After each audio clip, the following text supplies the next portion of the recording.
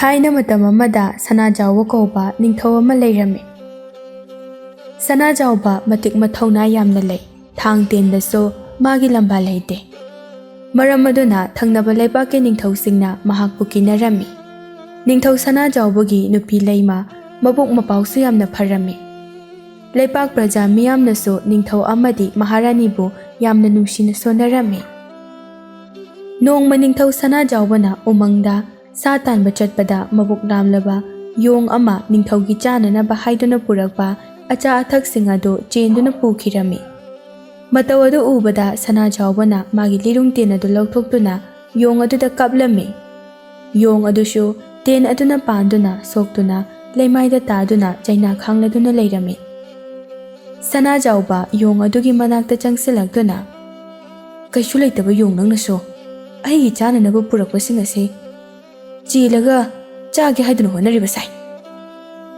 ꯌꯣꯡꯗꯨ ꯅꯤꯡꯊꯧ ꯁꯅꯥꯖꯥꯎꯕꯗ ꯌꯦꯡꯗꯨꯅ, "ꯃꯤꯅꯨꯡꯁꯤ ꯂꯩꯇ꯭ꯔꯕ ꯅꯤꯡꯊꯧ, ꯉꯁꯤ ꯑꯩꯅ ꯁꯥꯞ ꯇꯧꯔꯤ꯫ ꯅꯪꯒꯤ ꯑꯍꯥꯟꯕ ꯐꯪꯖꯕ ꯅꯆꯥꯗꯣ ꯌꯣꯡ ꯑꯣꯏꯅ ꯄꯣꯛꯄ ꯑꯣꯏꯌꯨ."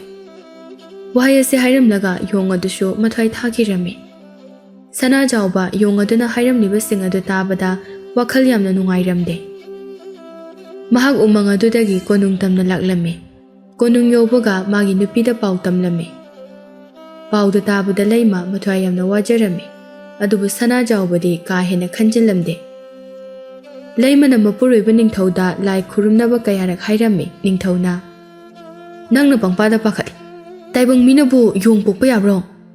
ꯑꯁꯨꯝꯅ ꯍꯥꯏꯔꯝꯃꯤ꯫ ꯃꯇꯝ ꯈꯔꯒꯤ ꯇꯨꯡꯗ ꯂꯩꯃ ꯃꯤꯔꯣꯜꯂꯛꯈꯤ꯫ ꯄꯥꯎꯗꯨ ꯇꯥꯕꯗ ꯅꯤꯡꯊꯧ ꯌꯥꯝꯅ ꯍꯔꯥꯎꯔꯝꯃꯤ꯫ ꯂꯥꯏꯔꯕ ꯀꯌꯥꯗ ꯆꯥꯅ ꯊꯛꯅꯅꯕ ꯐꯤꯔꯣꯜꯅꯆꯤꯡꯕ ꯀꯌꯥ ꯑꯃ ꯗꯥꯟ ꯇꯧꯔꯝꯃꯤ꯫ ꯂꯩꯄꯥꯛ ꯄ꯭ꯔꯖꯥꯁꯤꯡꯅꯁꯨ ꯃꯍꯥꯔꯥꯅꯤ ಮಿರೋಲ್ಲೆ ꯇꯥꯕꯗ ꯌꯥꯝꯅ ꯍꯔꯥꯎꯔꯝꯃꯤ꯫ ꯃꯍꯥꯔꯥꯅꯤꯅ ꯆꯥꯅꯅꯕ ꯍꯥꯏꯗꯨꯅ ꯃꯥꯒꯤ ꯏꯪꯈꯣꯜꯗ ꯄꯥꯟꯕ ꯍꯩ ꯔꯥ ꯀꯌಾ ꯑꯃ ꯊꯤꯜꯂꯛꯂꯝꯃꯤ, ꯕꯣꯔ ꯀꯌꯥ ꯑꯃꯁꯨ ꯄꯤꯔꯝꯃꯤ꯫ ꯑꯁꯨꯝꯅ ꯃꯍꯥꯔꯥꯅꯤ ꯂꯩꯃ ꯊꯥ ꯁꯨꯔꯛꯂꯕꯗ ꯑꯃꯥꯏꯕꯤꯁꯤꯡꯅ ꯑꯉꯥꯡ ꯎꯅꯅꯕ ꯍꯥꯏꯗꯨꯅ ꯇꯧꯔꯝꯃꯤ꯫ ꯀꯣꯅꯨꯡꯗ ꯏꯂꯥꯡ ꯂꯥꯡꯂꯝꯃꯤ꯫ ꯅꯤꯡꯊꯧꯁꯨ ꯄꯥꯈꯠꯂꯝꯃꯤ꯫ ꯉꯥꯏꯍꯥꯛꯀꯤ ꯃꯇꯨꯡꯗ ꯀꯣꯅꯨꯡ ꯃꯅꯨꯡ ꯑꯗꯨ ꯌꯣꯡꯅ ꯀꯞꯄꯒꯤ ꯃꯈꯣꯜ ꯇꯥꯔꯛꯂꯝꯃꯤ꯫ ꯅꯤꯡꯊꯧ ꯃꯍꯥꯔꯥꯅꯤ ꯑꯗꯨꯅ ꯂꯩꯔꯤꯕ ꯀꯥ ꯑꯗꯨꯗ ꯆꯪꯂꯛꯂꯝꯃꯤ꯫ ꯃꯍꯥꯔꯥꯅꯤꯒꯤ ꯃꯅꯥꯛꯇ ꯌꯣꯡ ꯑꯃ ꯂꯩꯔꯤꯕ ꯑꯗꯨ ꯅꯤꯡꯊꯧꯅ ꯎꯔꯝꯃꯤ꯫ ꯃꯗꯨ ꯎꯕꯗ ꯅꯤꯡꯊꯧ ꯌꯣꯡ ꯑꯗꯨꯅ ꯇꯧꯔꯝꯕ ꯁꯥꯞ ꯑꯗꯨ ꯅꯤꯡꯁꯤꯡꯂꯛꯂꯝꯃꯤ꯫ ꯃꯍꯥꯔꯥꯅꯤ ꯂꯩꯃꯁꯨ ꯃꯆꯥ ꯌꯣꯡ ꯑꯗꯨꯕꯨ ꯌꯦꯡꯗꯨꯅ ꯀꯞꯆꯔꯝꯃꯤ꯫ ꯅꯤꯡꯊꯧ ꯁꯅꯥꯖꯥꯎꯕ ꯃꯍꯥꯔꯥꯅꯤꯕꯨ ꯊꯦꯝꯂꯛꯏ꯫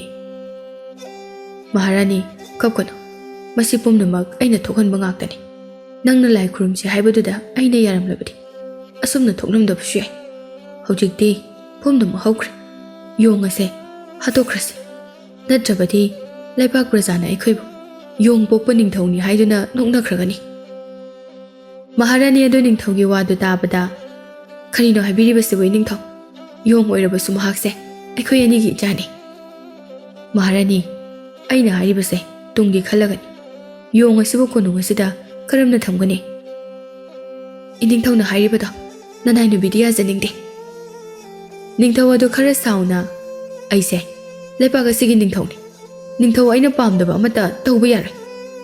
ꯅꯤꯡꯊꯧꯅ ꯃꯅꯥꯏ ꯑꯃ ꯀꯧꯁꯤꯟꯗꯨꯅ ꯌꯣꯡ ꯑꯗꯨꯕꯨ ꯍꯥꯠꯅꯅꯕ ꯍꯥꯏꯔꯝꯃꯤ꯫ ꯃꯍꯥꯔꯥꯅꯤꯒꯤ ꯃꯅꯥꯛꯇ ꯍꯩ ꯈꯥꯏꯅꯅꯕ ꯊꯝꯂꯤꯕ ꯊꯥꯡ ꯑꯗꯨ ꯂꯧꯗꯨꯅ ꯅꯤꯡꯊꯧꯒꯤ ꯃꯅꯥꯏꯁꯤꯡ ꯑꯗꯨꯗ ꯎꯠꯇꯨꯅ, "ꯅꯈꯣꯏ ꯀꯅꯥꯝꯇ ꯆꯪꯁꯤꯜꯂꯛꯀꯅꯨ. ꯍꯦꯛ ꯆꯪꯁꯤꯜꯂꯛꯄꯗ ꯑꯩꯅ ꯄꯥꯏꯔꯤꯕ ꯊꯥꯡ ꯑꯁꯤꯅ ꯌꯥꯟꯒꯅꯤ."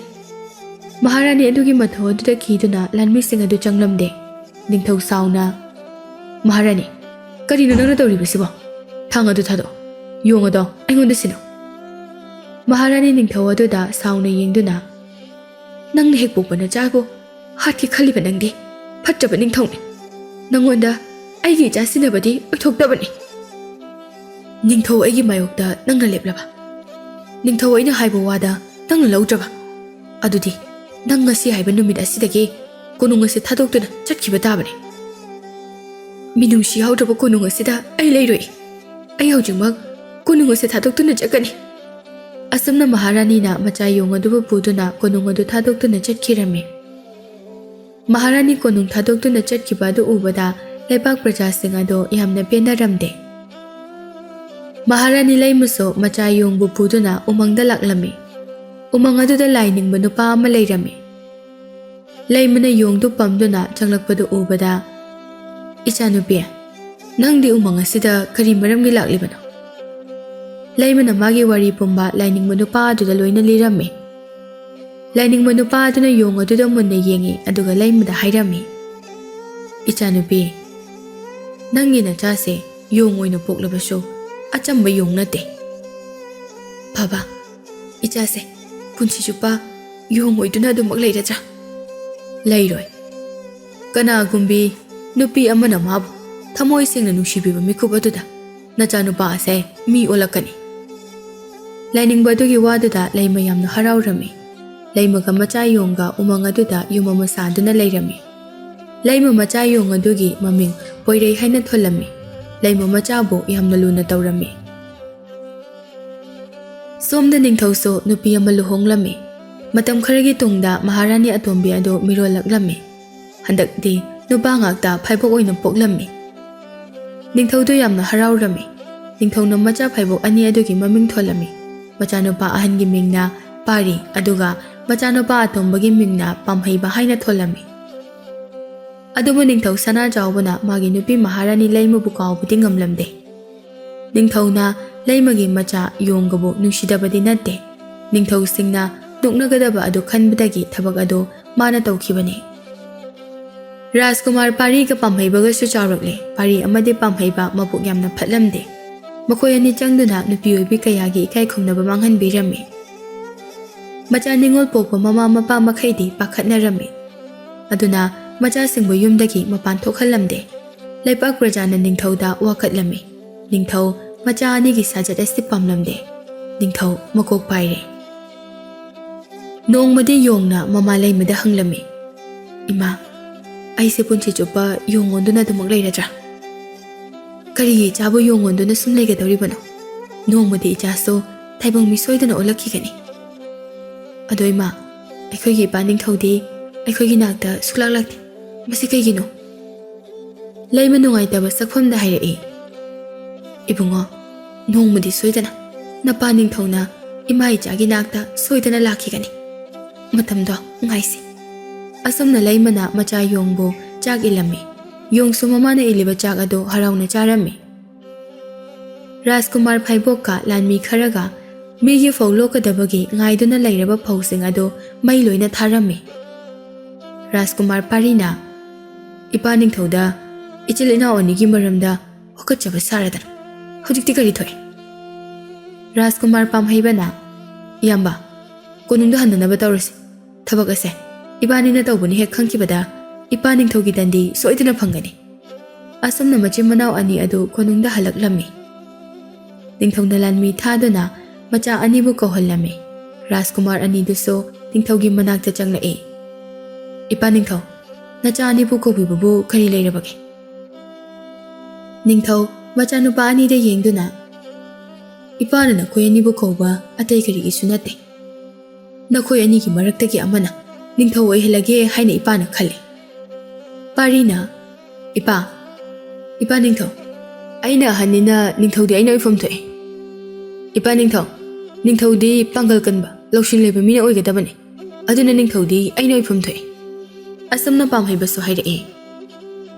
Pari Pamhaibada yengduna kaino nangna hairiba singduba aina hanni aina ningthau oifam thoe. Yamba ahal oirabaso pangal kanba lawshin lebadi aina hele. Aduna ningthauda aina oifam thoe. Rajkumar anido khatnarei. Ningthau machanupa anida yengduna yare aigi mahus logadaba matik charaba ningthau ama aina khangani. Nakoy animak taw ningthi na taw. Ningthi kul haiduna lepak amale. Lepak tugi Rajkumari tamnabu kunung asida purakpa ngamba ichanupa aduda aigi ningthau khubam ase sinagani. Rajkumar Parina ipa ningthau ai ngamgani. Pamhaiba so ipa ningthau ai su ngamgani. Aina soidana Rajkumari tamnabu lepak asida soidana purakani. Adudi ichasa ningthi lebak hairibase sathiraba umang kaya pat kaya landuna chatkadawribani. Ipa ningthau adugi damaktadi ipa ningthauna kaisu pakhatbigano. Rajkumari tamnabu konung asida puduna soidana hanjarake. Rajkumar animak ningthi lebakta chatnanaba sem sakhre. Yongso ꯅꯤꯡꯊꯤ ꯂꯩꯕꯥꯛꯀꯤ ꯔꯥꯖꯀꯨꯃꯥꯔꯤ ꯇꯥꯝꯅꯥꯒꯤ ꯄꯥꯎ ꯇꯥꯔꯝꯃꯤ꯫ ꯃꯍꯥꯛꯁꯨ ꯅꯤꯡꯊꯤ ꯂꯩꯕꯥꯛꯇ ꯆꯠꯀꯦ ꯍꯥꯏꯗꯨꯅ ꯃꯃꯥꯗ ꯅꯤꯡꯉꯥꯏ ꯇꯧꯔꯝꯃꯤ꯫ ꯂꯩꯃꯁꯨ ꯑꯍꯥꯟꯕꯗꯗꯤ ꯌꯥꯔꯝꯗꯦ, ꯀꯣꯟꯅꯊꯪꯗ ꯃꯆꯥꯒꯤ ꯅꯤꯡꯉꯥꯏ ꯑꯗꯨꯅ ꯈꯥꯡꯕ ꯉꯝꯗ꯭ꯔꯗꯨꯅ ꯂꯥꯏꯕꯛ ꯌꯦꯡꯂꯨꯔꯁꯅꯨ ꯈꯟꯗꯨꯅ ꯂꯩꯃꯁꯨ ꯌꯥꯔꯝꯃꯤ꯫ ꯂꯩꯃ ꯃꯆꯥ ꯌꯣꯡꯕꯨ ꯅꯨꯡꯁꯤꯅ ꯌꯦꯡꯗꯨꯅ, "ꯏꯕꯨꯡꯉꯣ, ꯅꯪꯅ ꯃꯥꯏ ꯄꯥꯛꯇꯨꯅ ꯑꯃꯨꯛ ꯍꯜꯂꯛꯎ꯫ ꯏꯃꯥ ꯏꯆꯥꯕꯨ ꯍꯜꯂꯛꯄ ꯉꯥꯏꯔꯝꯒꯦ꯫ ꯏꯃꯥ, ꯅꯆꯥ ꯁꯣꯏꯗꯅ ꯏꯃꯥꯒꯤ ꯅꯥꯛꯇ ꯑꯃꯨꯛ ꯍꯜꯂꯛꯈꯤꯒꯅꯤꯌꯦ." ꯑꯁꯨꯝꯅ ꯂꯩꯃꯅ ꯃꯆꯥ ꯌꯣꯡꯅ ꯂꯝꯕꯤꯗ ꯆꯥꯅꯅꯕ ꯎꯍꯩ ꯈꯔ ꯌꯣꯝꯕꯤꯔꯝꯃꯤ꯫ ꯌꯣꯡꯁꯨ ꯃꯃꯥꯕꯨ ꯈꯨꯔꯨꯝꯗꯨꯅ ꯆꯠꯈ꯭ꯔꯦ꯫ ꯌꯣꯡꯅ ꯁꯨꯝ ꯂꯥꯛꯄ ꯃꯇꯝꯗ ꯎꯃꯪ ꯑꯃ ꯐꯥꯎꯔꯝꯃꯤ꯫ ꯎꯃꯪꯗꯣ ꯌꯥꯝꯅ ꯁꯨꯛꯏ, ꯃꯝꯁꯨ ꯌꯥꯝꯅ ꯃꯝꯃꯤ, ꯑꯀꯤꯕꯒꯤ ꯃꯁꯛꯅꯤ꯫ ꯌꯣꯡ ꯑꯗꯨꯗꯤ ꯎꯒꯤ ꯃꯁꯥꯗ ꯌꯥꯟꯗꯨꯅ ꯂꯥꯛꯄꯅ ꯎꯃꯪ ꯑꯗꯨ ꯂꯥꯟꯊꯣꯔꯛꯂꯝꯃꯤ꯫ ꯎꯃꯪ ꯑꯗꯨ ꯍꯦꯛ ꯂꯥꯟꯊꯣꯛꯄꯒ ꯄꯥꯛ ꯆꯥꯎꯔꯕ ꯏꯄꯥꯛ ꯑꯃ ꯂꯩꯔꯝꯃꯤ꯫ ꯌꯣꯡ ꯑꯗꯨꯅ ꯈꯜꯂꯤ, "ꯑꯩꯕꯨ ꯏꯄꯥꯛ ꯑꯁꯤ ꯀꯔꯝꯅ ꯂꯥꯟꯊꯣꯛꯀꯅꯤ? ꯑꯩ ꯅꯤꯡꯊꯤ ꯂꯩꯕꯥꯛꯇ ꯌꯧꯗꯕꯗꯤ ꯌꯥꯗꯦ꯫ ꯑꯗꯨꯅ ꯎꯄꯥꯏ ꯑꯃ ꯇꯧꯔꯒ ꯏꯄꯥꯛ ꯑꯁꯤ ꯂꯥꯜꯂꯒꯦ." ꯑꯁꯨꯝꯅ ꯌꯣꯡꯗꯣ ꯉꯥꯏꯍꯥꯛ ꯋꯥꯈꯜ ꯈꯜꯂꯗꯨꯅ ꯋꯥꯒꯤ ꯍꯤ ꯑꯃ ꯁꯥꯔꯝꯃꯤ꯫ ꯑꯗꯨꯒ ꯏꯄꯥꯛ ꯑꯗꯨꯗ ꯊꯥꯗꯨꯅ ꯏꯄꯥꯛ ꯑꯗꯨ ꯂꯥꯜꯂꯝꯃꯤ꯫ ꯑꯁꯨꯝꯅ ꯌꯣꯡꯗꯣ ꯅꯤꯡꯊꯤ ꯂꯩꯕꯥꯛꯇ ꯌꯧꯔꯛꯂꯝꯃꯤ꯫ ꯌꯣꯡ ꯑꯗꯣ ꯅꯤꯡꯊꯧꯒꯤ ꯀꯣꯅꯨꯡ ꯇꯝꯅ ꯑꯁꯨꯝ ꯂꯥꯛꯂꯝꯃꯤ꯫ ꯀꯣꯅꯨꯡ ꯌꯧꯔꯗꯨꯅ ꯊꯣꯉꯥꯛꯄꯒꯤ ꯂꯥꯟꯃꯤꯁꯤꯡ ꯑꯗꯨꯗ ꯀꯣꯅꯨꯡꯗ ꯆꯪꯖꯒꯦ ꯍꯥꯏꯅ ꯍꯥꯏꯔꯝꯃꯤ꯫ ꯂꯥꯟꯃꯤꯁꯤꯡ ꯑꯗꯨꯁꯨ ꯌꯣꯡꯅ ꯋꯥ ꯉꯥꯡꯕ ꯑꯗꯨꯗ ꯌꯥꯝꯅ ꯉꯛꯂꯝꯃꯤ꯫ ꯂꯥꯟꯃꯤ ꯑꯃꯅ, "ꯅꯪꯕꯨ ꯀꯔꯝꯕ ꯌꯣꯡꯅꯣ? ꯌꯣꯡꯅ ꯃꯤꯔꯣꯜ ꯉꯥꯡꯕ ꯑꯃꯨꯛꯇ ꯊꯦꯡꯅꯗ꯭ꯔꯤ." "ꯑꯩ ꯔꯥꯖꯀꯨꯃꯥꯔꯅꯤ." ꯊꯣꯡ ꯉꯥꯛꯄ ꯂꯥꯟꯃꯤꯁꯤꯡ ꯑꯗꯨ ꯉꯛꯅꯔꯝꯃꯤ꯫ "ꯀꯔꯤ? ꯅꯪ ꯔꯥꯖꯀꯨꯃꯥꯔꯅꯤ ꯍꯥꯏꯕ?" "ꯃꯥꯅꯤ, ꯑꯩ ꯔꯥꯖꯀꯨꯃꯥꯔꯅꯤ꯫ ꯌꯣꯡ ꯑꯃꯒꯤ ꯁꯥꯞꯇꯒꯤ ꯌꯣꯡ ꯑꯣꯏꯅ ꯄꯣꯛꯈꯤꯕꯅꯤ." "ꯐꯔꯦ, ꯅꯪꯅ ꯍꯥꯏꯔꯤꯕꯗꯨꯅ ꯑꯁꯦꯡꯕ ꯆꯨꯝꯕ ꯑꯣꯏꯔꯕꯗꯤ ꯀꯣꯅꯨꯡꯗ ꯆꯪꯅꯅꯕ ꯅꯤꯡꯊꯧꯗꯒꯤ ꯑꯌꯥꯕ ꯂꯧꯔꯛꯀꯦ." ꯑꯁꯨꯝꯅ ꯂꯥꯟꯃꯤ ꯈꯔ ꯅꯤꯡꯊꯧꯗꯒꯤ ꯑꯌꯥꯕ ꯂꯧꯕ ꯆꯠꯈꯤ꯫ ꯂꯥꯟꯃꯤꯁꯤꯡ ꯑꯗꯨ ꯎꯕꯗ ꯅꯤꯡꯊꯤ ꯂꯩꯕꯥꯛꯀꯤ ꯅꯤꯡꯊꯧ ꯑꯗꯨꯅ, "ꯀꯔꯤ ꯇꯧꯔꯦ?" ꯊꯣꯉꯥꯛꯄ ꯂꯥꯟꯃꯤꯁꯤꯡ ꯑꯗꯨ ꯅꯤꯡꯊꯧ ꯎꯕꯗ ꯀꯣꯛ ꯅꯣꯟꯗꯨꯅ, "ꯏꯅꯤꯡꯊꯧ, ꯌꯣꯡ ꯑꯃ ꯏꯅꯤꯡꯊꯧꯕꯨ ꯎꯅꯕ ꯂꯥꯛꯍꯧꯏ." "ꯀꯔꯤꯅꯣ ꯂꯥꯟꯃꯤꯁꯥ, ꯅꯈꯣꯏꯅ ꯍꯥꯏꯔꯤꯕꯗꯨꯕꯣ?" "ꯑꯩꯈꯣꯏꯅ ꯍꯥꯏꯔꯤꯕꯁꯦ ꯑꯁꯦꯡꯕꯅꯤ ꯏꯅꯤꯡꯊꯧ꯫ ꯌꯣꯡ ꯑꯗꯣ ꯑꯆꯝꯕ ꯌꯣꯡ ꯅꯠꯇꯦ, ꯋꯥ ꯉꯥꯡꯕ ꯉꯝꯃꯤ꯫ ꯌꯣꯡꯗꯨꯅ ꯍꯥꯏꯕꯗ ꯃꯍꯥꯛ ꯑꯁꯦ ꯔꯥꯖꯀꯨꯃꯥꯔꯅꯤ ꯍꯥꯏꯗꯨꯅ ꯍꯥꯏ꯫ ꯌꯣꯡ ꯑꯃꯒꯤ ꯁꯥꯞꯇꯒꯤ ꯌꯣꯡ ꯑꯣꯏꯅ ꯄꯣꯛꯈꯤꯕꯅꯤ ꯍꯥꯏ." ꯅꯤꯡꯊꯧ ꯂꯥꯟꯃꯤꯁꯤꯡ ꯑꯗꯨꯗ ꯌꯦꯡꯗꯨꯅ, "ꯌꯣꯡ ꯑꯗꯨ ꯆꯪꯍꯜꯂꯛꯎ." "ꯐꯒꯅꯤ ꯏꯅꯤꯡꯊꯧ." ꯑꯁꯨꯝꯅ ꯂꯥꯟꯃꯤꯁꯤꯡ ꯑꯗꯨꯁꯨ ꯆꯠꯈ꯭ꯔꯦ꯫ ꯌꯣꯡ ꯑꯗꯨꯁꯨ ꯀꯣꯅꯨꯡꯗ ꯆꯪꯂꯛꯏ꯫ ꯅꯤꯡꯊꯤ ꯂꯩꯕꯥꯛꯀꯤ ꯅꯤꯡꯊꯧ ꯎꯕꯗ ꯅꯤꯡꯊꯧ ꯑꯃꯗ ꯎꯠꯀꯗꯕ ꯕꯦꯚꯥꯔ ꯑꯗꯨ ꯆꯞ ꯆꯥꯅ ꯎꯠꯂꯝꯃꯤ꯫ ꯅꯤꯡꯊꯧ ꯌꯣꯡ ꯑꯗꯨꯗ ꯌꯦꯡꯗꯨꯅ, "ꯅꯍꯥꯛ ꯀꯅꯥꯅꯣ? ꯅꯪꯒꯤ ꯑꯁꯦꯡꯕ ꯅꯤꯡꯊꯧ ꯑꯩꯉꯣꯟꯗ ꯍꯥꯏꯌꯨ." ꯌꯣꯡ ꯑꯗꯨꯅ ꯃꯥꯒꯤ ꯑꯁꯦꯡꯕ ꯋꯥꯔꯤ ꯄꯨꯝꯕ ꯅꯤꯡꯊꯧꯗ ꯂꯤꯔꯝꯃꯤ꯫ ꯌꯣꯡ ꯑꯗꯨꯒꯤ ꯋꯥꯔꯤꯗꯨ ꯇꯥꯕꯗ ꯅꯤꯡꯊꯧꯅ ꯍꯥꯏꯔꯛꯏ, "ꯑꯗꯨꯗꯤ ꯅꯍꯥꯛ ꯃꯐꯝ ꯑꯁꯤꯗ ꯂꯥꯛꯄꯒꯤ ꯃꯔꯝ ꯍꯥꯏꯌꯨ." "ꯏꯅꯤꯡꯊꯧꯒꯤ ꯏꯆꯥꯅꯨꯄꯤ ꯔꯥꯖꯀꯨꯃꯥꯔꯤ ꯇꯝꯅꯥꯒꯤ ꯕꯣꯔ ꯈꯟꯕꯒꯤ ꯆꯥꯡꯌꯦꯡ ꯑꯗꯣ ꯑꯩꯁꯨ ꯌꯥꯎꯖꯒꯦ ꯍꯥꯏꯗꯨꯅ ꯂꯥꯛꯂꯤꯕꯅꯤ." "ꯐꯔꯦ, ꯑꯩꯅ ꯑꯌꯥꯕ ꯄꯤꯔꯤ, ꯅꯪꯁꯨ ꯌꯥꯎꯔꯣ." ꯑꯁꯨꯝꯅ ꯅꯤꯡꯊꯧꯅ ꯑꯌꯥꯕ ꯄꯤꯔꯛꯄꯗꯒꯤ ꯔꯥꯖꯀꯨꯃꯥꯔ ꯃꯌꯥꯝ ꯑꯗꯨ ꯃꯥꯒꯤ ꯃꯥꯒꯤ ꯐꯝꯐꯝꯗ ꯐꯝꯅꯍꯜꯂꯝꯃꯤ꯫ ꯌꯣꯡ ꯑꯗꯨꯁꯨ ꯐꯝꯂꯝꯃꯤ꯫ ꯔꯥꯖꯀꯨꯃꯥꯔ ꯃꯌꯥꯝ ꯑꯗꯨꯒꯤ ꯃꯔꯛꯇ ꯃꯕꯨꯛ ꯐꯠꯇ꯭ꯔꯕ ꯃꯆꯤꯟ ꯃꯅꯥꯎ ꯑꯅꯤꯗꯨꯁꯨ ꯌꯥꯎꯔꯝꯃꯤ꯫ ꯔꯥꯖꯀꯨꯃꯥꯔꯤ ꯇꯥꯝꯅꯥꯁꯨ ꯃꯥꯒꯤ ꯃꯅꯥꯏ ꯅꯨꯄꯤ ꯈꯔꯒ ꯊꯣꯛꯂꯛꯏ꯫ ꯔꯥꯖꯀꯨꯃꯥꯔꯤ ꯇꯥꯝꯅꯥꯒꯤ ꯐꯖꯕꯗꯨ ꯎꯕꯗ ꯔꯥꯖꯀꯨꯃꯥꯔꯁꯤꯡ ꯑꯗꯨ ꯉꯥꯎꯅꯔꯝꯃꯤ꯫ ꯔꯥꯖꯀꯨꯃꯥꯔꯤ ꯇꯥꯝꯅꯥꯅ, "ꯔꯥꯖꯀꯨꯃꯥꯔꯁꯤꯡꯗ ꯑꯩ ꯋꯥ ꯑꯃꯇ ꯍꯥꯏꯖꯒꯦ."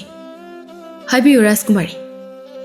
"ꯈꯥ ꯊꯪꯕꯗ ꯆꯠꯂꯒ ꯁꯨꯔꯨꯡ ꯑꯃ ꯂꯩꯕꯅꯤ꯫ ꯁꯨꯔꯨꯡ ꯑꯗꯨꯒꯤ ꯃꯅꯨꯡꯗ ꯂꯩ ꯄꯥꯟꯕꯤ ꯑꯃ ꯃꯆꯨ ꯑꯍꯨꯝꯒꯤ ꯂꯩ ꯁꯥꯠꯄꯅꯤ꯫ ꯃꯗꯨꯒꯤ ꯂꯩ ꯑꯗꯨꯕꯨ ꯄꯨꯔꯛꯄ ꯉꯝꯕ ꯔꯥꯖꯀꯨꯃꯥꯔ ꯑꯗꯨꯒ ꯂꯨꯍꯣꯡꯒꯅꯤ꯫ ꯑꯗꯨꯕꯨ ꯂꯩ ꯑꯗꯣ ꯏꯔꯥꯏ ꯂꯥꯏꯅ ꯄꯨꯔꯛꯄ ꯉꯝꯂꯣꯏ꯫ ꯂꯩ ꯑꯗꯨꯕꯨ ꯍꯤꯡꯆꯥꯕꯤ ꯑꯍꯨꯝꯅ ꯁꯪꯕꯅꯤ꯫ ꯅꯈꯣꯏꯅ ꯁꯨꯔꯨꯡ ꯑꯗꯨꯗ ꯆꯪꯕꯗ ꯈꯨꯗꯣꯡꯊꯤꯕ ꯀꯌా ꯊꯣꯛꯀꯅꯤ." ꯔꯥꯖꯀꯨꯃꯥꯔꯤꯒꯤ ꯋꯥꯗꯨꯗ ꯔꯥꯖꯀꯨꯃꯥꯔ ꯈꯔꯗꯤ ꯀꯤꯔꯗꯨꯅ ꯃꯥꯒꯤ ꯃꯥꯒꯤ ꯂꯩꯄꯥꯛꯇ ꯍꯟꯅꯈꯤ꯫ ꯑꯗꯨꯕꯨ ꯈꯔꯗꯤ ꯂꯩꯍꯧꯏ꯫ ꯐꯠꯇ꯭ꯔꯕ ꯃꯆꯤꯟ ꯃꯅꯥꯎ ꯑꯅꯤꯗꯨꯁꯨ ꯆꯥꯡꯌꯦꯡ ꯑꯗꯨ ꯌꯥꯎꯅꯅꯕ ꯁꯦꯝ ꯁꯥꯔꯝꯃꯤ꯫ ꯔꯥꯖꯀꯨꯃꯥꯔ ꯑꯃꯃꯝ ꯁꯨꯔꯨꯡ ꯑꯗꯨꯗ ꯇꯥꯔꯝꯃꯤ꯫ ꯔꯥꯖꯀꯨꯃꯥꯔ ꯄꯥꯔꯤ ꯁꯨꯔꯨꯡ ꯑꯗꯨꯗ ꯂꯥꯛꯂꯝꯃꯤ꯫ ꯁꯨꯔꯨꯡ ꯌꯧꯗ꯭ꯔꯤꯉꯩ ꯌꯥꯝꯅ ꯁꯣꯜꯂꯕꯤ ꯐꯤꯕꯝ ꯀꯥꯏꯔꯕꯤ ꯍꯅꯨꯕꯤ ꯑꯃ ꯁꯣꯛꯇꯨꯅ ꯂꯩꯔꯝꯃꯤ꯫ ꯍꯅꯨꯕꯤ ꯑꯗꯨ ꯔꯥꯖꯀꯨꯃꯥꯔꯤꯕꯨ ꯎꯕꯗ, "ꯏꯁꯨ ꯅꯨꯄꯥ, ꯏꯕꯣꯛ ꯏꯁꯤꯡ ꯌꯥꯝꯅ ꯈꯧꯔꯥꯡꯂꯦ. ꯏꯕꯣꯛꯄꯨ ꯏꯁꯤꯡ ꯈꯖꯤꯛꯇ ꯄꯤꯊꯛꯄꯤꯌꯨ." "ꯍꯦ ꯍꯅꯨꯕꯤ, ꯅꯪ ꯑꯩꯁꯦ ꯀꯅꯥꯅꯣ ꯈꯪꯗ꯭ꯔ ꯃꯥꯜꯂꯦ. ꯑꯩꯁꯦ ꯔꯥꯖꯀꯨꯃꯥꯔꯅꯤ ꯔꯥꯖꯀꯨꯃꯥꯔ. ꯔꯥꯖꯀꯨꯃꯥꯔ ꯑꯃꯅ ꯃꯤꯆꯝ ꯑꯃꯒꯤ ꯁꯦꯕꯥ ꯇꯧꯕ ꯌꯥꯗꯦ. ꯃꯁꯤ ꯅꯪ ꯈꯪꯗꯕ꯭ꯔꯥ?"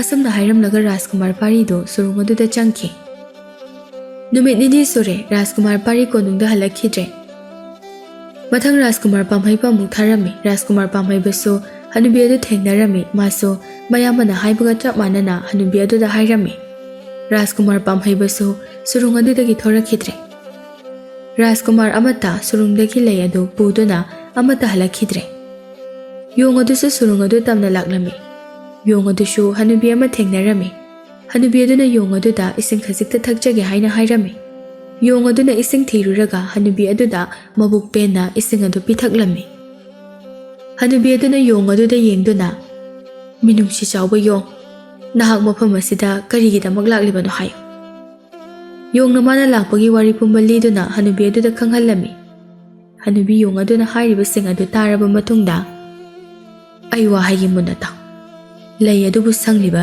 हिंचाबी अहुमदो यामना कन्बा हिंचाबीनी नंगना मखोइगा लंबा बाबा खैदोंनुंगदसु ngamlai adune ibokna nangonda chagyo mohum pige masigi chagyo mohum ase hingchabe ohum oduda piyo aduga ne makhoina nangi apamba maniyo hairakani maduda nangna machu hongi lei adu niyo yong adusu hanubi adugi wadu munna taraba matungda hanubi adudagi chagyo mohum du puduna surung manungda changlakle surung aduda yamna kiba hingchabe ohumna leidubu sangduna leirami हिंचाबी सिंह अदुना योंग अदुबु उबदा साउना ngangluduna laurei हे योंग नंग मफम असिदा करि तोबा लाक्लिबनो अखोइगी लei असे हुरानबा लाक्लिब्रा अई नखोइगी लei असे हुरानबा लाक्पा नते नखोइ होंगी चागम पुरकपने योंग अदुगी वादु ताबदा हिंचाबी अहुमदु साउबा फरमी करि नंग बोय खोइगी चागम पुरकपने हाइबा कराय चाग्योमदे योंगना चाग्योम अदु हिंचाबी अहुम अदुदा पिरमी हिंचाबी अहुमदु चाग्योम अदु उबदा यामना हराउरमी हिंचाबी अमना नंगना अखोइगी चाननबा चाग्योम पुबिरकपगी नंगी अपाम हाय अखोइना पिगनी नखोइना पिबिगे हाइरबदी मचु होंगी लैसे एंगोंदा पिबियो मचु होंगी लैसे नतबा नंगी अपाम हायो मचु होंगी लैसे नतबा अतोपम तपम जते फरे फरे मचु होंगी लैसे नंगोंदा पिरगे लई मचु अहुम असिगी कानाबदो हाइगे ताव लई अंगांगबा असिना ताइबंग मियोइबगी मसादा लैरिबा अनाबा पुंबा फहनबा ngami aduga angauba asina nong chuhanba ngami aduga lei asangba asina mahai marong phajahanba ngami adubu lei ase amuktagi hena sizinaba yare nangna lei ase amuk sizinarurabadi masa matomda kangsilakani yongdo hingchabe ahom aduna hairiba sing ado munna tarammi योंग मचु अहुमगी लई अदु पुदुना लाक्लम्मी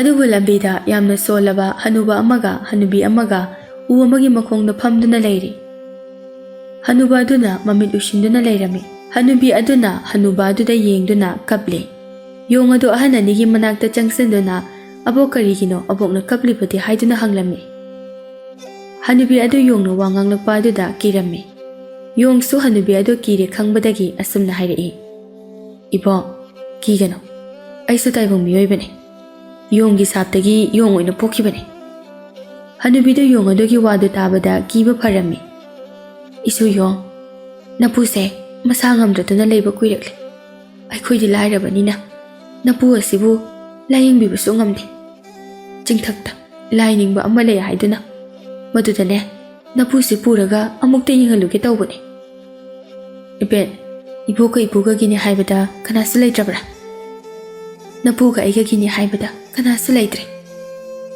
yong adu ahal adugi mataw aduda yamna nungairamde yong aduna ahal anidugi mateng pangba pamlame ngasa hingchabina hakibadu ningsinglai yongna lei angangbudu lawduna ukhongda ngaduna leiriba hanuba adugi masada leiduna thengbada hanuba adugi anaba singadu khudakta pharami aduga lei adu masa matomta kanglai hanuba adu harauna hanubi aina ba phare hanubi yong adu da yengduna isu yong nangbu kanan nahakbu isora hayo yong adu nokduna ibo aidi sornati ipubu na ba phali bese lei asigi matengnani hanuba hanubi anina yong adu bu yamna thagatlami aduga hanuba ga hanubi ga do harauna mayumda hanki yong adu samigi mateng pangba phangjaba aduda harau jarami Yong adu sum leptana laklami, mana sum lakpada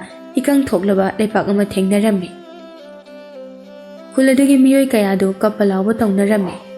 Yong aduna ahal oiraba nupa amada hanglami. Ipo, kaygino mayam asina kapnaribasibo. Hanuba adu yong aduda yengduna, Isu Yong, ꯑꯩꯈꯣꯏꯒꯤ ꯂꯩꯕꯥꯛ ꯑꯁꯤꯗ ꯅꯣꯡ ꯇꯥꯗꯕ ꯃꯇꯝ ꯌꯥꯝꯅ ꯀꯨꯏꯔꯛꯂꯦ ꯑꯗꯨꯅ ꯂꯩꯕꯥꯛ ꯑꯁꯦ ꯏꯀꯪ ꯊꯣꯛꯂꯦ ꯀꯞꯄ ꯂꯥꯎꯕ ꯇꯧꯔꯤꯕꯁꯦ ꯑꯇꯩ ꯀꯔꯤꯒꯤꯁꯨ ꯅꯠꯇꯦ ꯏꯁꯤꯡ ꯈꯧꯔꯥꯡꯕꯒꯤꯅꯤ ꯂꯩꯕꯥꯛ ꯑꯗꯨꯒꯤ ꯃꯤꯑꯣꯏ ꯀꯌꯥꯅ ꯋꯥꯅꯔꯤꯕ ꯑꯗꯨ ꯌꯣꯡ ꯑꯗꯨꯅ ꯀꯣꯛꯍꯟꯕ ꯄꯥꯝꯂꯝꯃꯤ ꯔꯥꯖꯀꯨꯃꯥꯔꯤ ꯇꯥꯝꯅꯥꯕꯨꯁꯨ ꯅꯤꯡꯁꯤꯡꯂꯛꯏ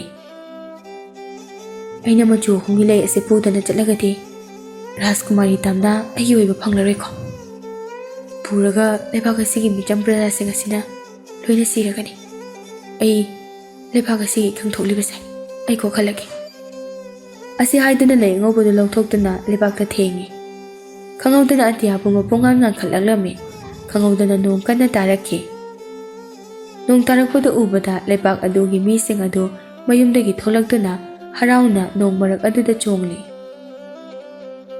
ꯍꯅꯨꯕ ꯑꯗꯨꯅ ꯌꯣꯡ ꯑꯗꯨꯗ ꯉꯛꯅ ꯌꯦꯡꯗꯨꯅ ꯅꯪꯕꯨ ꯀꯅꯥꯅꯣ ꯑꯩꯈꯣꯏꯒꯤꯗꯃꯛ ꯏꯁꯣꯔꯅ ꯃꯇꯦꯡ ꯄꯥꯡꯅꯅꯕ ꯊꯥꯔꯛꯄ꯭ꯔꯥ ꯅꯠꯇ꯭ꯔꯒ ꯅꯍꯥꯛ ꯏꯁꯣꯔꯔꯥ ꯏꯕꯨꯡ ꯑꯩ ꯏꯁꯣꯔ ꯅꯠꯇꯦ ꯏꯕꯨꯍꯣꯏꯒꯤ ꯃꯇꯦꯡ ꯄꯥꯡꯅꯅꯕ ꯏꯁꯣꯔꯅ ꯊꯥꯔꯛꯄꯁꯨ ꯅꯠꯇꯦ ꯄꯨꯝꯅꯃꯛ ꯑꯁꯦ ꯃꯤꯇ꯭ꯔꯪꯒꯤ ꯂꯩ ꯑꯁꯤꯒꯤ ꯃꯄꯥꯟꯗꯒꯤꯅꯤ ꯂꯩꯕꯥꯛꯇꯨꯒꯤ ꯃꯤꯁꯤꯡꯅ ꯌꯣꯡ ꯑꯗꯨꯕꯨ ꯂꯥꯏꯒꯨꯝꯅ ꯈꯟꯅꯔꯝꯃꯤ ꯌꯣꯡ ꯑꯗꯨꯕꯨ ꯕꯣꯔ ꯀꯌꯥ ꯑꯃꯁꯨ ꯄꯤꯕꯤꯔꯝꯃꯤ ꯌꯣꯡ ꯑꯗꯨꯁꯨ ꯃꯈꯣꯏ ꯃꯌꯥꯝꯅ ꯍꯔꯥꯎꯕꯗꯨ ꯎꯕꯗ ꯌꯥꯝꯅ ꯄꯦꯟꯖꯔꯝꯃꯤ ꯌꯣꯡ ꯂꯩꯕꯥꯛ ꯑꯗꯨ ꯂꯥꯟꯊꯣꯛꯇꯨꯅ ꯂꯩꯕꯥꯛ ꯑꯃꯗ ꯑꯃꯨꯛ ꯂꯥꯛꯂꯝꯃꯤ ꯂꯩꯕꯥꯛ ꯑꯗꯨ ꯌꯧꯕꯒ ꯂꯧꯃꯤꯁꯤꯡ ꯑꯗꯨ ꯃꯊꯥ ꯌꯥꯝꯅ ꯅꯨꯡꯉꯥꯏꯇꯅ ꯂꯩꯔꯝꯃꯤ ꯃꯗꯨ ꯎꯕꯗ ꯌꯣꯡꯅ ꯃꯈꯣꯏꯒꯤ ꯃꯅꯥꯛꯇ ꯆꯪꯗꯨꯅ ꯍꯪꯂꯝꯃꯤ ꯂꯧꯃꯤ ꯑꯃꯅ ꯑꯁꯨꯝꯅ ꯍꯥꯏꯔꯛꯏ ꯑꯩꯈꯣꯏꯅ ꯋꯥꯅ ꯊꯥꯖꯕ ꯃꯅꯥ ꯃꯁꯤꯡꯁꯤꯡ ꯑꯁꯦ ꯂꯣꯏꯅ ꯇꯤꯟ ꯇꯥꯔꯦ ꯑꯩꯈꯣꯏꯗꯤ ꯃꯅꯥ ꯃꯁꯤꯡꯁꯤꯡꯁꯤ ꯌꯣꯜꯂꯒ ꯏꯃꯨꯡ ꯄꯨꯔꯤꯕꯅꯤ ꯑꯁꯨꯝꯅ ꯂꯧꯃꯤ ꯑꯗꯨꯅ ꯌꯣꯡ ꯑꯗꯨꯗ ꯌꯥꯝꯅ ꯅꯨꯡꯉꯥꯏꯇꯅ ꯍꯥꯏꯔꯝꯃꯤ ꯌꯣꯡ ꯑꯗꯨꯁꯨ ꯃꯈꯣꯏꯒꯤ ꯃꯇꯦꯡ ꯄꯥꯡꯂꯒꯦ ꯍꯥꯏꯅ ꯈꯜꯂꯝꯃꯤ ꯌꯣꯡ ꯑꯗꯨꯅ ꯂꯩ ꯑꯁꯪꯕ ꯑꯗꯨ ꯇꯤꯟ ꯇꯥꯗꯨꯅ ꯃꯥꯡꯂꯕ ꯃꯅꯥ ꯃꯁꯤꯡ ꯑꯗꯨꯗ ꯊꯦꯡꯕꯗ ꯃꯅꯥ ꯃꯁꯤꯡꯁꯤꯡ ꯑꯗꯨ ꯌꯥꯝꯅ ꯐꯖꯔꯝꯃꯤ ꯃꯇꯧꯗꯨ ꯎꯕꯗ ꯂꯧꯃꯤꯁꯤꯡꯗꯨ ꯌꯥꯝꯅ ꯉꯛꯂꯝꯃꯤ ꯍꯥꯁꯨ ꯌꯥꯝꯅ ꯍꯔꯥꯎꯔꯝꯃꯤ ꯂꯧꯃꯤ ꯑꯃꯅ ꯏꯁꯣꯔꯒꯤ ꯃꯁꯛ ꯑꯣꯏꯔꯕ ꯌꯣꯡ ꯅꯍꯥꯛꯅ ꯉꯁꯤꯗꯤ ꯑꯩꯈꯣꯏꯒꯤ ꯑꯋꯥꯕ ꯄꯨꯝꯕ ꯀꯣꯛꯍꯟꯕꯤꯔꯤ ꯅꯪꯅ ꯇꯧꯔꯨꯕ ꯊꯕꯛ ꯈꯨꯗꯤꯡꯃꯛ ꯃꯥꯏ ꯄꯥꯛꯄ ꯑꯣꯏꯌꯨ ꯑꯁꯨꯝꯅ ꯕꯣꯔ ꯀꯌꯥ ꯑꯃ ꯄꯤꯔꯛꯂꯝꯃꯤ ꯌꯣꯡ ꯂꯩ ꯑꯀꯪꯕ ꯑꯍꯨꯝ ꯑꯗꯨ ꯄꯨꯗꯨꯅ ꯀꯣꯅꯨꯡꯗ ꯂꯥꯛꯂꯝꯃꯤ ꯔꯥꯖꯀꯨꯃꯥꯔꯤ ꯇꯥꯝꯅꯥꯗꯨ ꯌꯣꯡꯗꯨ ꯂꯥꯛꯂꯦ ꯇꯥꯕꯗ ꯊꯣꯛꯂꯛꯏ ꯅꯤꯡꯊꯧꯒ ꯃꯍꯥꯔꯥꯅꯤꯒꯁꯨ ꯊꯣꯛꯂꯛꯏ ꯅꯤꯡꯊꯧ ꯌꯣꯡ ꯑꯗꯨꯗ ꯌꯦꯡꯗꯨꯅ ꯔꯥꯖꯀꯨꯃꯥꯔ ꯌꯣꯡ ꯃꯆꯨ ꯑꯍꯨꯝꯒꯤ ꯂꯩꯗꯤ ꯀꯗꯥꯏ ꯌꯣꯡꯅ ꯊꯣꯛꯈꯤꯕ ꯄꯨꯝꯕ ꯇꯝꯂꯝꯃꯤ ꯅꯪꯅ ꯃꯤꯒꯤ ꯃꯇꯦꯡ ꯄꯥꯡꯂꯤꯕꯗꯨꯒꯤꯗꯤ ꯊꯥꯒꯠꯅꯤꯡꯉꯥꯏꯅꯤ ꯑꯗꯨꯕꯨ ꯆꯥꯡꯌꯦꯡ ꯑꯁꯤꯗꯤ ꯅꯪ ꯃꯥꯏꯊꯤꯔꯦ ꯔꯥꯖꯀꯨꯃꯥꯔꯤ ꯇꯥꯝꯅꯥꯅ ꯏꯄꯥ ꯅꯤꯡꯊꯧ ꯃꯥꯏꯊꯤꯕ ꯅꯠꯇꯦ ꯃꯥꯏ ꯄꯥꯛꯄꯅꯤ ꯑꯩꯒꯤ ꯏꯄꯨꯔꯣꯏꯕ ꯑꯣꯏꯕꯗ ꯈ꯭ꯋꯥꯏꯗꯒꯤ ꯃꯇꯤꯛ ꯆꯥꯕ ꯅꯨꯄꯥꯗꯤ ꯔꯥꯖꯀꯨꯃꯥꯔꯤ ꯌꯣꯡ ꯑꯁꯤꯅꯤ ꯃꯁꯥꯒꯤ ꯈꯟꯗꯅ ꯃꯤꯒꯤ ꯑꯋꯥꯕꯗ ꯃꯇꯦꯡ ꯄꯥꯡꯂꯤꯕ ꯃꯍꯥꯛꯀꯨꯝꯅ ꯄꯨꯛꯆꯦꯜ ꯆꯥꯎꯕ ꯄꯨꯛꯆꯦꯜ ꯁꯦꯡꯕ ꯃꯥꯂꯦꯝ ꯑꯁꯤꯗ ꯂꯩꯔꯝꯂꯔꯣꯏ ꯅꯤꯡꯊꯧꯁꯨ ꯃꯆꯥꯅꯨꯄꯤꯅ ꯍꯥꯏꯔꯤꯕꯗꯨ ꯃꯨꯟꯅ ꯈꯜꯂꯕ ꯇꯨꯡꯗ ꯌꯥꯔꯝꯃꯤ ꯑꯁꯨꯝꯅ ꯔꯥꯖꯀꯨꯃꯥꯔꯤ ꯌꯣꯡꯒ ꯇꯥꯝꯅꯥꯒ ꯂꯨꯍꯣꯡꯕꯒꯤ ꯊꯧꯔꯝ ꯇꯧꯔꯝꯃꯤ ꯅꯤꯡꯊꯧ ꯂꯥꯟꯃꯤ ꯈꯔ ꯊꯥꯗꯨꯅ ꯂꯩꯃꯕꯨ ꯀꯣꯅꯨꯡꯗ ꯄꯨꯈꯠꯍꯜꯂꯛꯂꯝꯃꯤ ꯔꯥꯖꯀꯨꯃꯥꯔꯤ ꯌꯣꯡꯒ ꯔꯥꯖꯀꯨꯃꯥꯔꯤ ꯇꯥꯝꯅꯥꯒ ꯂꯨꯍꯣꯡꯕ ꯅꯨꯃꯤꯠꯅꯤ ꯇꯥꯝꯅꯥꯅ ꯔꯥꯖꯀꯨꯃꯥꯔꯤ ꯌꯣꯡꯗ ꯀꯨꯟꯗꯣ ꯍꯦꯛ ꯍꯨꯛꯄꯒ ꯔꯥꯖꯀꯨꯃꯥꯔꯤ ꯌꯣꯡ ꯃꯁꯛ ꯃꯇꯧ ꯌꯥꯝꯅ ꯐꯖꯔꯕ ꯅꯨꯄꯥ ꯑꯃ ꯑꯣꯜꯂꯛꯂꯝꯃꯤ ꯃꯇꯧꯗꯨ ꯎꯕꯗ ꯃꯌꯥꯝꯗꯨ ꯉꯛꯄꯁꯨ ꯐꯥꯎꯔꯝꯃꯤ ꯑꯗꯨꯒ ꯍꯔꯥꯎꯕꯁꯨ ꯐꯥꯎꯔꯝꯃꯤ ꯑꯁꯨꯝꯅ ꯔꯥꯖꯀꯨꯃꯥꯔ ꯑꯃꯗꯤ ꯔꯥꯖꯀꯨꯃꯥꯔ ꯑꯅꯤꯒꯤ ꯂꯨꯍꯣꯡꯕꯁꯨ ꯂꯣꯏꯈ꯭ꯔꯦ ꯅꯤꯡꯊꯧ ꯁꯅꯥꯖꯥꯎꯕꯁꯨ ꯃꯤꯌꯥꯝꯅ ꯁꯨꯝ ꯉꯥꯡꯅꯔꯛꯄꯗꯒꯤ ꯌꯣꯡ ꯑꯃꯅ ꯔꯥꯖꯀꯨꯃꯥꯔꯤ ꯇꯥꯝꯅꯥꯒ ꯂꯨꯍꯣꯡꯈ꯭ꯔꯦ ꯍꯥꯏꯕꯒꯤ ꯄꯥꯎ ꯇꯥꯔꯝꯃꯤ ꯅꯤꯡꯊꯧ ꯁꯅꯥꯖꯥꯎꯕꯁꯨ ꯈꯪꯂꯦ ꯌꯣꯡꯗꯨ ꯃꯥꯒꯤ ꯃꯆꯥꯅꯨꯄꯥ ꯌꯣꯡ ꯑꯗꯨꯅꯤ ꯍꯥꯏꯕ ꯅꯤꯡꯊꯧ ꯁꯅꯥꯖꯥꯎꯕ ꯄꯟꯊꯕ ꯇꯧꯗ ꯃꯥꯒꯤ ꯈꯣꯡꯃꯤ ꯂꯥꯟꯃꯤ ꯇꯧꯗꯨꯅ ꯅꯤꯡꯊꯤ ꯂꯩꯕꯥꯛꯇ ꯂꯥꯛꯂꯝꯃꯤ ꯅꯤꯡꯊꯤ ꯂꯩꯕꯥꯛꯀꯤ ꯅꯤꯡꯊꯧ ꯑꯗꯨꯅ ꯉꯁꯤ ꯊꯥꯖꯗꯅ ꯏꯇꯥꯎ ꯅꯤꯡꯊꯧ ꯂꯥꯛꯄꯗꯤ ꯀꯔꯤ ꯑꯔꯨꯕ ꯊꯕꯛ ꯂꯩꯔꯦ ꯅꯤꯡꯊꯧ ꯁꯅꯥꯖꯥꯎꯕꯅ ꯏꯇꯥꯎ ꯅꯤꯡꯊꯧ ꯏꯇꯥꯎꯒꯤ ꯏꯆꯥꯅꯨꯄꯤ ꯔꯥꯖꯀꯨꯃꯥꯔꯤ ꯇꯥꯝꯅꯥꯒ ꯂꯨꯍꯣꯡꯂꯤꯕ ꯔꯥꯖꯀꯨꯃꯥꯔ ꯌꯣꯡ ꯑꯗꯣ ꯑꯩꯒꯤ ꯏꯆꯥꯅꯨꯄꯥꯅꯤ ꯑꯁꯨꯝꯅ ꯅꯤꯡꯊꯧ ꯁꯅꯥꯖꯥꯎꯕꯅ ꯋꯥꯔꯤ ꯄꯨꯝꯕ ꯅꯤꯡꯊꯤ ꯂꯩꯕꯥꯛꯀꯤ ꯅꯤꯡꯊꯧꯗ ꯂꯤꯗꯨꯅ ꯈꯪꯍꯜꯂꯝꯃꯤ ꯅꯤꯡꯊꯤ ꯂꯩꯕꯥꯛꯀꯤ ꯅꯤꯡꯊꯧꯅ ꯃꯤ ꯈꯔ ꯊꯥꯗꯨꯅ ꯃꯃꯥ ꯃꯆꯥꯕꯨ ꯀꯧꯍꯜꯂꯝꯃꯤ ꯃꯃꯥ ꯃꯆꯥ ꯑꯅꯤꯗꯨꯁꯨ ꯂꯥꯛꯂꯝꯃꯤ ꯅꯤꯡꯊꯧ ꯁꯅꯥꯖꯥꯎꯕ ꯃꯍꯥꯔꯥꯅꯤ ꯂꯩꯃꯗ ꯌꯦꯡꯗꯨꯅ Leima, nangai bo mukta ngakpiyo. Namana chagi na famda ay yamna lankre. Iningthau, adumna haibigano. Nongmadi iningthau na ikhoibo thirakani haiba aina thajai. Nanai nubina iningthau bo warauba mata leijade. Aigi chayong di ude. Maharani Leima, aigi chayong kadai da lehobage. Iningthau gi mangda leblibase. Iningthau gi icha yong adune. Ningthau na machabu yengduna nangbu aigi icha yong dune haiba. Ipagi bungo, nang ipabu warauga ko. Ipani chabu mirai rure. Fatraba na ba ningthau bo nang na mukta ngakpiyo. Ipa ningthau adumna haibigano. Nacha ipa ningthau bo kari maramgi waraudoino. Ipa ningthau na pokpibadagi asuk fajaraba thaibang palase. Nacha nu uba phangjabani. Ningthau macha nupagi wadu tabada mamitagi mapi tarae. Ichadi khwaidagi matik chaba Rajkumar ni. Aikhoigi leibakta halase. Ningthau sana jawbagi waduda Maharaniga Rajkumar gasu yarammi. Asamna Rajkumari tamnabu puduna makhoigi leibakta hankirame. Fatraba machin manau ani adude hingchabi ahumgi khayata punsiloike. Ningthau sana jawbana machanupa ahanbo ningthau ohelame. Asumna yamna nungaina pankirame.